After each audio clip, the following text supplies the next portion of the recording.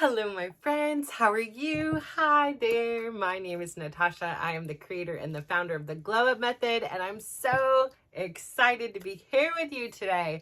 So, today's episode is all about pivoting. So, a few days ago, we talked about redirection. And for me, redirection more seems like there's some kind of external force that is guiding this change, right? So, like, when you're in your GPS, all of a sudden you are redirected. Where for me, pivoting is more of a conscious, chosen change. And sometimes in life, we need to change in order to move forward. So I briefly talked to you about yesterday my frustration because I had did everything right. I ordered my plane tickets, I paid for the plane tickets, I got the booking number, I went to bed. I rejoiced that I got this great deal, and then the next day they significantly went up, and I was like, yes, I went back into my phone to go look at something, they were gone. I realized to myself, I never got an email conversation. By the time I look again, tickets are now $2,000 a piece. Not going to happen. And I'm kind of sickened. I'm feeling sweaty. My stomach hurts, and I'm calling their service desk, and it's not open. And so I'm looking at all the flights, and all the flights have substantially increased. And I'm just frustrated because I went from this celebration of feeling like, dang, I got in at the lowest. And I felt like really rejoiceful for that. I felt really happy about that, to then find out, oh no, something went wrong. And so I got up this morning at 5 a.m. I made the calls, and as I suspected, they did nothing. And I could sit there and argue with them for another hour or two and get nowhere. But I was just like, it's time to pivot. I need to make another decision, and I need to make it fast. This trip is less than a week away. Prices are just increasing. There is a chance they'll go down, but there's a chance they're going to go up. What is it we're going to take? And so I ended up finding a flight that was, now instead of $1,000, it was $1,300. So it wasn't as big of an eat as doubling the price. And it was, to be honest, it was a better, not necessarily plane. Like I do love the airline that I have flown on before. I really did. It feels safe and really enjoyed that airline. However, this one was better. Like, it was less travel time. The layover was significantly shorter, and the layover is in Rome versus Amsterdam, which I've already been to. So I've never been to Rome, and I know it's just sitting in an airport, but at least now I can be like, I've been to Rome. So when in Rome, I plan on, just experiencing the little piece of Rome in airport, and, know that when I do go travel there in the near future, I will be aware of what the airport is like. So anyways, I had to make that pivot. I had to order the visas. I had to get all these things that, like, I've spent the last week and a half, like, debating, considering, do I go, do I not go, do I allow him to go, and is this a great opportunity, and it's a lot for these things, like, just going back and forth and trying to figure out the dates and the times, and gosh, I don't know how kids do this alone. So again, he's very lucky to have support. And I think in order to survive in life, we need that community. We need that village, because I'm sure actually he probably would have been like, yep, here's the plane, here's the dates, here's when I'm going, So the funny thing about it was, after I booked my tickets, I had this really achy feeling in my stomach, like that intuition thing. And I don't know if it was intuition telling me that,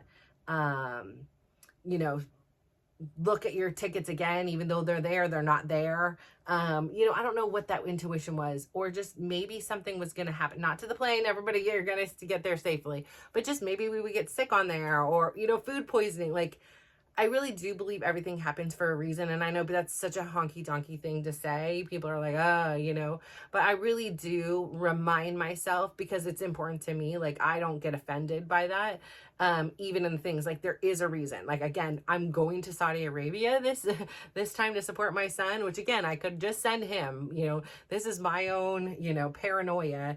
Now that he has a couple more friends going, I'm like, maybe I should have, so I could just stay home and keep doing my own thing. But whatever. I've already committed. So I can change it though, but like, or you know what I'm saying? I can go or stay.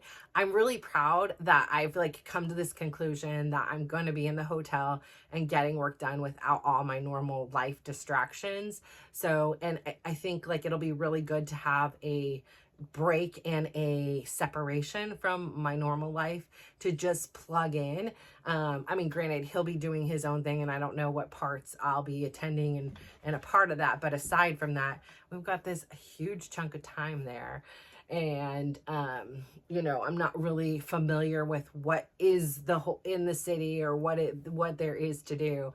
So I'm just interested in getting things done. That's the whole purpose of this trip for me, is just to really hone in and phone in on this. So, pivoting, like I was really proud of myself because in the previous times I would have harped so bad and been so frustrated about the fact that it didn't go right and I did everything right and now I'm being penalized. And I'm like, listen, there is a reason, like, again, that was a redirection, and then I heard, like I said, I always feel like everything happens for a reason. And then today my son was telling me, the young man I was telling you about that had the spinal cord injury, he was talking to his brother and he said, you want to know the first thing he said, that, the one that's injured said to his healthy brother?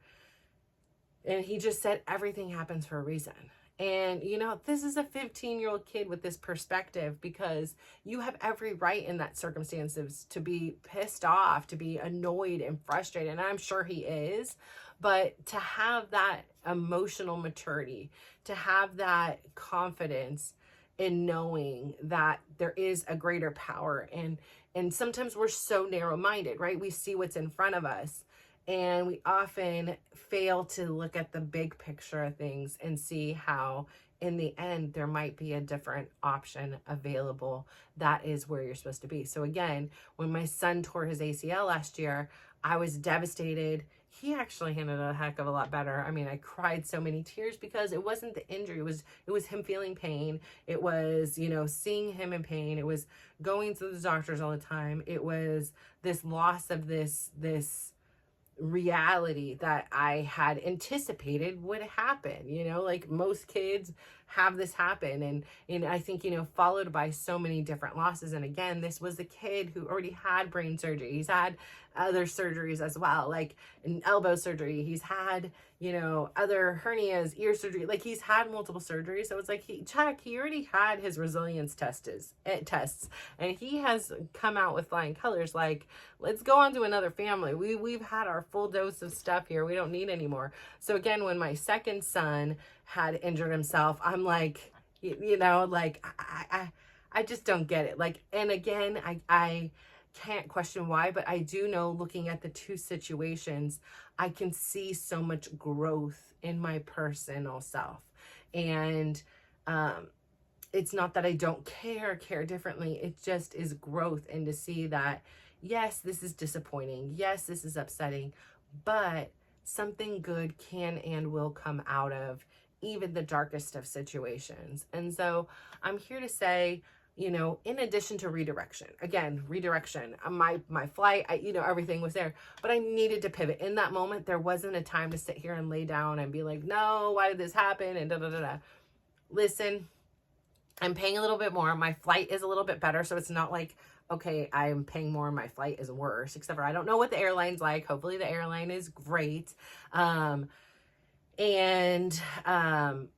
just excited to see where it goes. Like, I get very nervous for him, because you're going there to play a couple games, and a game is a game. Anybody can have a good day or a bad day. I saw him when we went to Sweden, and it was just awful. I've seen him play so much, and now that he's streaming, I've really watched him play a lot, and it was just some of the worst play I had ever seen him play. So, it would be a hard sell for me if he was playing his best and then got out so early, but he just had a really unlucky time there, combined by jet lag and being in another country. So I think learning that we are going quite a few days early so that he has time to readjust and and get in, because you have to, it takes, like, we leave the 6th, we don't get there till the 7th at night. That gives them the full day of the 8th to like adjust, the full day of the 9th to adjust, and then on the 10th in the evening, I believe that's when he begins to play. So really giving him more time to settle in and hopefully have that jet lag not be such a factor in it. And then having learned from that, kind of trying to do the things to mitigate it before it happens. So yeah, like, life is a challenge. Pivoting is super important because change does bring beautiful things. Today, again, when you're going through a divorce, it's just like any type of loss, right? You have all the stages. There's grief. There's, what is it, like, you're shocked, you're not, like, you just don't believe it's happening. And sometimes there's sorrow. And again, like, I am an empathetic and a sympathetic person, and so I put myself in Chris's shoes a lot. He may not be capable of putting me in his shoes, and that's him, that's his life. But I'm not gonna change that part about me.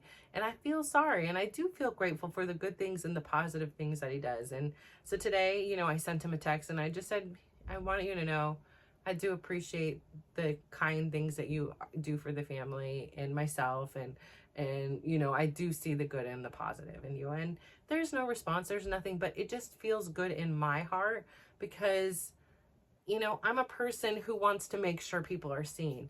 Today, after dance, again, pivoting, here we are, or redirection, I don't know what you want to call this one, our typical dance classroom is under renovation. So we had to do the first class in the smaller room, and it was hot, and we were really close. And I walked in, and one of my friends was crying. And usually I'm like, what's wrong or anything? And I was like, I'm not going to ask you what's wrong. I'm just going to give you a big hug. So I just gave her a hug. Like, sometimes you don't need to explain. Like, I just need you to know, hug and hug it out and let her come to her grips. And she's like, I'll tell you later. I'm like, no, don't worry. I care about you. And at the end of class, she explained to me, how a tragic story, how one of her dear friends was kidnapped, and, they were looking for her. And I'm like, is this for real? This sounds like an evening show, like a TV show or a movie or something. Like, a woman is just like, it just doesn't seem like fathomable in my mind sometimes. So she was kidnapped, and then they found her remains. And so she was devastated, as one would suspect. And she's like, I just can't get off my mind. And so I'm, coming here to try to, like, just kind of get it out in whatever way I can. And I then was able to just talk to her a little bit, and it just, kind of broke my heart there. And then, we had to leave, and we had to go to a basketball court, and you couldn't hear the music, and it was so hot in there. And then you just hear all the guys with their squeaky basketball shoes because they were playing basketball game. I was just like, oh my gosh, this is like one of those class days. Like, I just honestly don't even want to be here, is like when it started. Like, I was like, I can't even hear the music. Like, I can't see the instructor. Like, I feel off. And he ended up pivoting. He ended up moving. He moved to the center. He broke us into, like, almost like a square. And he was like, this is better. And I was like, yes, like, in my mind. And then it was like, okay, that just changed the whole trajectory of the experience. And again, like, there's a time to pivot. We pivoted into a new room. We're pivoting on the fly there, and we're making adjustments as we go along. And, again, back to the situation with Chris, I just think it's really important for me to be me. And, one of the women after the class, I was like, yeah, I didn't come yesterday. And she's like, yeah, that's right. And I was like, but I did see you on Facebook. I was like, you looked graceful and as beautiful as always. And she was like, thank you so much for always giving me compliments. Like, this is where I tell you every day at the end of this, like, give someone a compliment. She's like, thank you so much. And I don't compliment her like every day, but she's like, you always say the nicest things to me. And I was like, I mean it, beautiful Marisol. Like, you're a lovely, lovely lady. And she's like, I don't even hear it from my husband. I'm like, it just feels good sometimes to hear something nice about herself. And she was like, yeah. I was like, there's so much. And I was like, your husband probably knows. And then I joke, I'm like, he probably doesn't want you to know too much, And then I said, no, but like he just probably assumes and they just don't think of it. But I was like this. She's like, well, thank you, because it always makes me feel happy and special. And I was like, well, you're welcome. I'll make sure I keep doing it. But like, again, like a compliment just goes so far, and you just don't know how you can impact a friend or somebody else with a hug, a compliment, listening to the story. I had another friend, and she's talking about, I'm asking her, she's had some health things and her knees and things like that, like, and it reminded me of the young man with the spinal cord injury. I'm like, yeah, you just don't realize what you have until it's gone. I was like, even just the ability to breathe independently, like I feel like I really am so grateful for now, when you have these reminders that really in a snap of a finger, something can happen and take that away. And so I really appreciate it while it's here. I appreciate my knees. I'm so grateful that I'm able to go out there and dance. I had a blast today. After, it was like settled with the new way, like I had a really good time. Now, I'm used to seeing him in one way. And so every move I was on the wrong foot or going the wrong way because I'm in my usual way. And I kind of like learn the things instead of just follow him the whole time. But yeah, so I was off so bad. But I don't care. I mean, nobody was like, oh, you didn't do so good today. It was only me that was well, maybe other people noticed, but nobody was saying a dang thing to me. But I was like, I got to remember this for the morning. So again, taking this trip, huge pivot, whatever we're deciding to do with the living arrangements here, huge pivot, just a lot of different things in which pivoting is crucial and it's powerful. And, sometimes it's not always wanted, like you may be comfortable in your job or in your relationship or, in your city. But sometimes in order to grow, we need change. And in order to change, it's really important to know your power to pivot. And I say all that to say, like, I really am so grateful for you. Like, I am really so proud of you for having the courage to go on this journey with me and to hear my stories and know my friends and know my kids and realize, I hope that what you're experiencing is very unique to you, right? It is very true. It is very unique to you. No one else in this world is having the experience you're having the way you're having it. But there's things like common denominators, right? There's things that like you read a book or you hear a podcast or you watch a show and something resonates in you, like something you can really relate to, or, somebody who can relate to this. Again, I think it's so important because sometimes when we're going through things, it feels like, for me, sometimes it's very isolating, I'm as a people pleaser, as a person with abandonment issues and all the other, things that my therapist probably knows about me more than I know about myself. There's all these things that made me want to protect who I was. And in order to protect who I was, I created this false persona of me. It was loosely based on reality, right? Like there were a lot of things that were true to me. Like I'm still a kind person. I'm still a giving person. I'm still all those things. And it took a lot of like hearing different things and people saying things, the same things that you would hear, but in different ways or different perspectives or in different voices that would connect with me and make me like question what the reality I was living in. It really, really prompted a lot of deep thought and reflection, which then in turn into a pivot. And some pivots are large and some are small, but it's really important to have the courage to do so, big or small. And even if you start small, like those changes are going to have massive, massive, massive effects on your life and who you are. So like I say, yeah, life doesn't always go smoothly. And I've had some really typical triggering events that have gone on with even the last 48 hours. And I have had, as a result of my decision to pivot, the power to respond versus react, right? I have had that power. And again, we're going to take it back to that center nucleus part. That's why it's so imperative you work on you. You start your center part.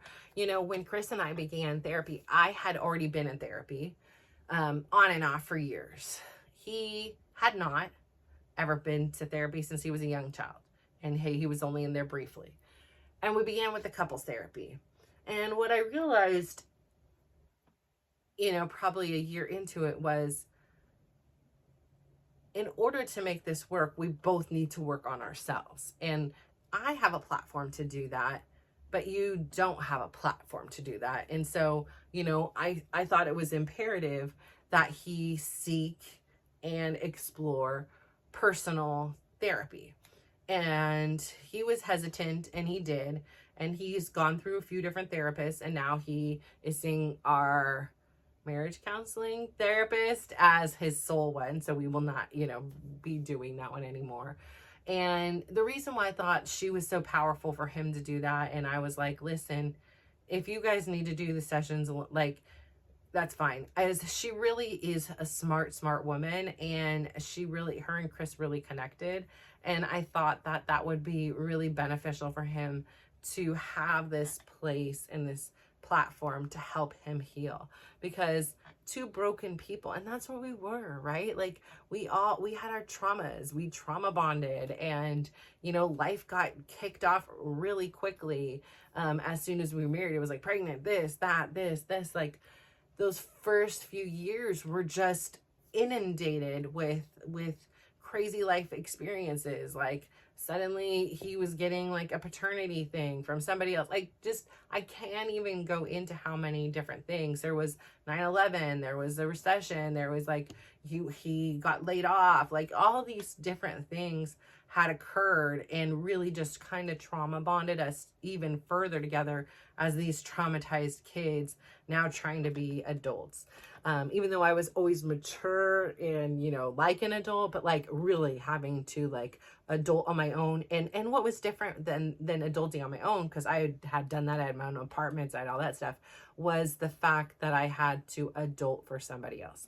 I was now a mother. I was now officially a mom, and I had to fulfill this role of what I anticipated a mom to look like. So this fantasy that was a very high standard of anybody, but also had to have a sick baby on top of that, a very sick baby who, again, like I've divulged in here, I witnessed him die, you know, flatline for a very long time.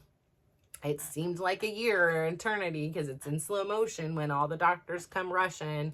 And yeah, it was definitely a hectic experience, and neither one of us had any outlets to talk about it or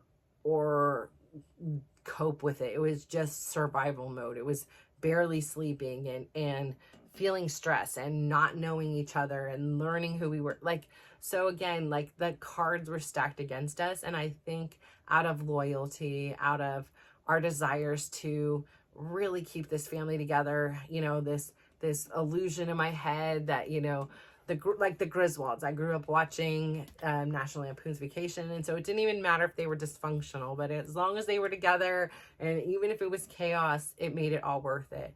And so that's why the unity and bringing all the family together on Easters and Christmas, and, you know, all the extended family and the cousins, like always welcoming everyone and taking on the burden and putting all this stuff on me, it was worth it because everybody was together, and that trumped like healthy relationships. So it didn't matter if you were together and it was completely dysfunctional. That was normal in my mind. Like I thought that was just the way life was. I thought behind closed doors, that's how everybody behaved. And not to say that there weren't a bazillion like great times too, but just on this fact, and then learning that it's time to pivot. Like when my stomach and my gut and my mind and my heart were like, it's just not happening. Like it's There's just, it's time for you to move on. But I still feel sadness at times. Like I do, like there's days that I'm here, I'm like, I'm happy. Like, and it's not just because of that, but it's the accumulation of it all. The way I choose to spend my days and the way I choose to craft and create and live this life that I'm proud of is such a relief.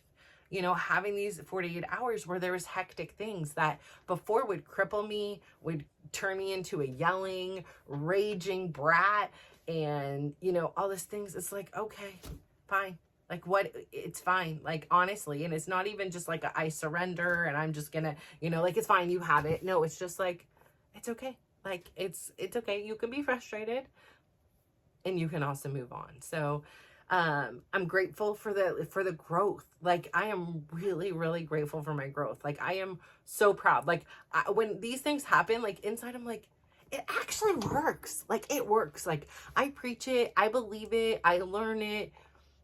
But then when it happens, like, because you're, you know, like you're learning and there's so many times when you're like, oh no, I did it totally wrong. Like this is not aligning with me. I popped off on somebody and I'm like, oh, cringing. Like, did I do that? Did I say that? Like, I'm just like wanting to take it back and like not having that feeling, not behaving in a way that I'm, you know, ashamed of and disappointed in is such a relief. Like having this ability to actually control who I am and not just control it. Like it's not like the beast is inside. It's like it just doesn't exist anymore. Like there's no need to fight anymore.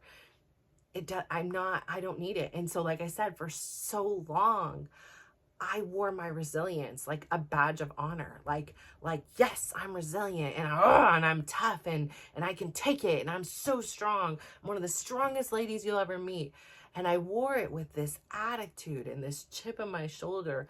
And it was like all I had. And I had to prove to anyone, like, don't come at me because I'm strong and I'm tough and I will win. And learning now that my resilience was powerful. It is powerful. It is noble, but it isn't something that I need to wear as a badge of honor. It is a tool that I can pull out when it's needed. It isn't something I need to carry around like armor to proactively prevent myself from getting hurt. It's just another tool in my arsenal. It's another ability and skill I have learned through my life experiences. And I continue to practice through, you know, things that come up in life. So I say all this to say the ability to pivot, hey, it's a shaking, the world's a shaking here. But the ability to pivot is such a powerful tool for you in your toolbox.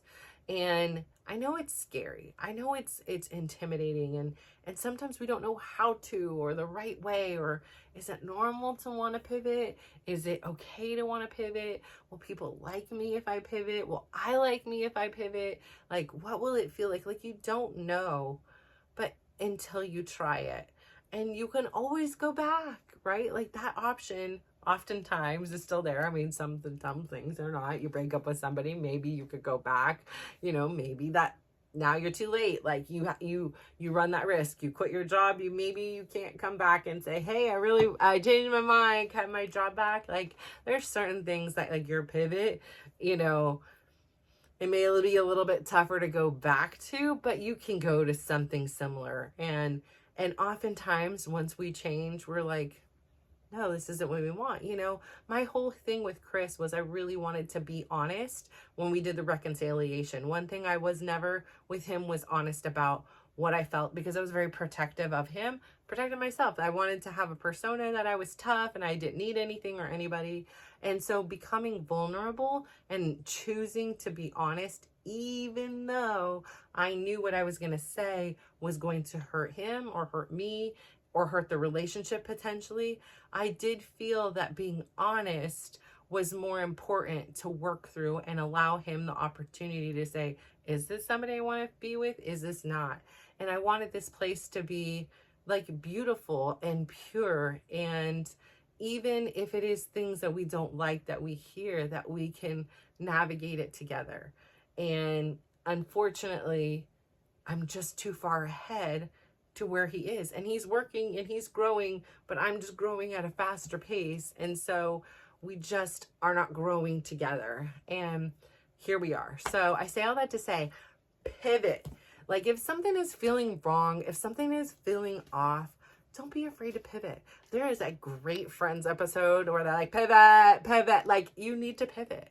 Like, it is a powerful tool, and it is going to be okay. Remember, everything happens for a reason. And when we make changes, that is sometimes where we grow the most. So I say all that to say thank you so much for tuning in today. I'm so proud of you. I really am. I really, really appreciate you. And I'm so grateful that of all the things you can do in your life, that you have chosen to spend the last 30 minutes here with me. That is not lost on me. I adore you. I'm grateful for you. I thank you so much. Comment below, like the video, DM me, like whatever you got to do. Like, I am here to be a part of this community with you. So I say all that to say, please go out there, give somebody a big smile, give them a compliment, and just watch how they glow up. So thank you. Bye.